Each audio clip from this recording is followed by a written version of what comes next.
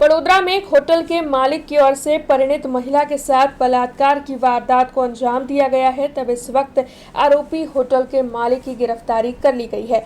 इस मामले में जो जानकारी सामने आई है उसके मुताबिक बलात्कार के इस केस में हेवन इन होटल के मालिक कर्मदीप सिंह चावड़ा की गिरफ्तारी की गई है।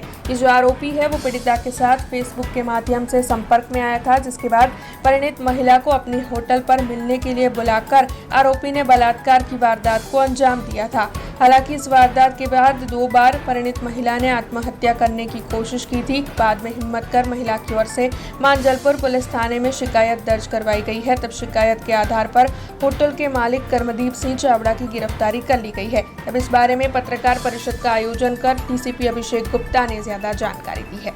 मकरपुरा पोलीस स्टेशનમાં એક મહિલા દ્વારા ફરિયાદ આપવામાં આવી હતી કે 8 મહિના પહેલાં ફેસબુકના માધ્યમથી તેઓ એક આપણો જે આરોપી છે જેનું નામ છે કર્મદીપસિંહ રાઠોડ તેના કોન્ટેક્ટમાં આવ્યા હતા અને કર્મદીપસિંહ રાઠોડ જે 28 વર્ષના છે અને તેઓની પોતાની હોટલ ચલાવી રહ્યા છે મકરપુરા વિસ્તારમાં હાઈવે પર હેવન ઇન કરીને એમની હોટલ છે અને તેમના સંપર્કમાં આવ્યા, તેમની સાથે મિત્રતા થઈ અને એમના હોટલમાં બોલાવીને એમની સાથે આરોપીએ શારીરિક સંબંધ રાખ્યો હતો અને ફરિયાદીને જ્યારે આ બાબતની જાણ પોતાના પતિને ન થાય તે બાબતે પોતે સુસાઇડનો અટેમ્પ્ટ પણ કર્યો અને છેવટે જ્યારે ઘરવાળાને ખબર પડી ત્યારે હિંમત ભેગી કરીને ફરિયાદી આપણી પાસે ફરિયાદ દાખલ કરવા માટે આવ્યા હતા અને યોગ્ય પુરાવા મળતા અને ફરિયાદીને સાંભળ્યા પછી આ ફરિયાદ મકરપુરા પોલીસ સ્ટેશનમાં દાખલ કરવામાં આવી છે, જેમાં BNS કલમ 64 અને 78 હેઠળ આ ગુનો દાખલ કરવામાં આવ્યો છે।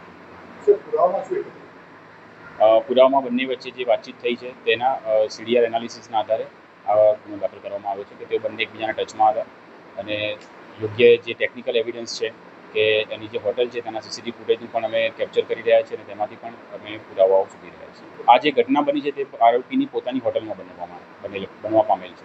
ફરિયાદીના જે કહેવા પ્રમાણે આરોપીએ રિલેશન રાખ્યા પછી તેને બળજબરી કરી હતી કે મારી પાસે તારા CCTV ફૂટેજ છે, હું તને બહાર પાડી દઈશ એટલે તું મારી સાથે રિલેશન રાખ, આવું ફોર્સ કર્યું હોય તેવું ફરિયાદીના કહેવું છે। તે બાબતે પણ પોલીસ તપાસ કરી રહી છે। હજુ સુધી એના મોબાઈલને કબજે કરવામાં આવ્યું છે અને તેને FSL में મોકલવામાં આવશે જેથી યોગ્ય પુરાવાઓ સામે આવી શકે। हमसे जुड़े रहने के लिए हमारे YouTube चैनल को सब्सक्राइब करें और नई वीडियो की नोटिफिकेशन के लिए बेल आइकॉन को दबाएं।